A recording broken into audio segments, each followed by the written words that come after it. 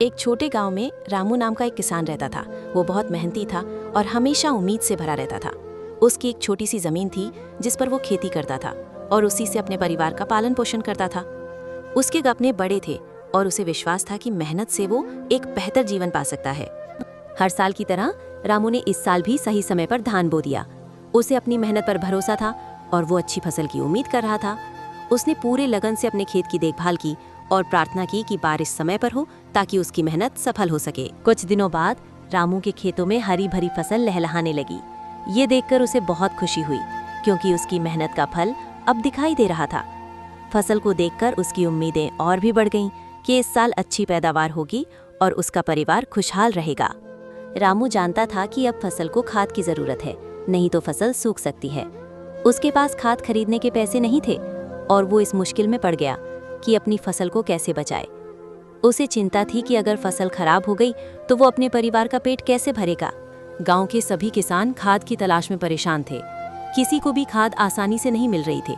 सब लोग अपनी फसलों को बचाने के लिए दर दर भटक रहे थे और उन्हें समझ नहीं आ रहा था कि वे इस मुश्किल से कैसे निकले।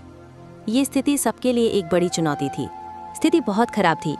सरकारी गोदाम खाली थे और दुकानों पर ताले पड़े थे, जिसका मतलब था कि किसानों को कहीं से भी खाद नहीं मिल रही थी। ये उनके लिए एक बहुत बड़ी निराशा थी क्योंकि वे अपनी फसलों को बचाने के लिए बेताब थे और उन्हें कोई उम्मीद नहीं दिख रही थी। गांव में हड़कंप मच गया क्योंकि सबको पता था कि अगर खाद नहीं मिली तो इस साल भुखमरी फैल सकती है। लोग चिंतित थे और उन्हें डर था कि उनकी मेहनत बर्बाद हो जाएगी और उनके परिवार को भूखा रहना पड़ेगा। ये स्थिति सबके लिए एक बड़ी आपदा की तरह थी। रामू ने अपनी फसल को बचाने की पूरी कोशिश की। उसने पंचायत से लेकर तहसील तक गुहार लगाई, लेकिन उसकी बात किसी ने नहीं सुनी। हर जगह उसे निराशा हाथ लगी। वो बेबस महसूस कर रहा था कि वो अपनी फसल को बचाने के लिए कुछ नहीं कर सकता था और उसके परिवार का भविष्य अनिश्चित हो गया था। रामू रात को आकाश की ओर देखता और बुदबुदाता, हे भगवान, क्या किसान का खून पसीना किसी की नजर में नहीं है। वो बहुत निराश था क्योंकि उसकी मेहनत का फल बर्बाद होता दिख रहा था और उसकी उम्मीदें टूट रही थीं।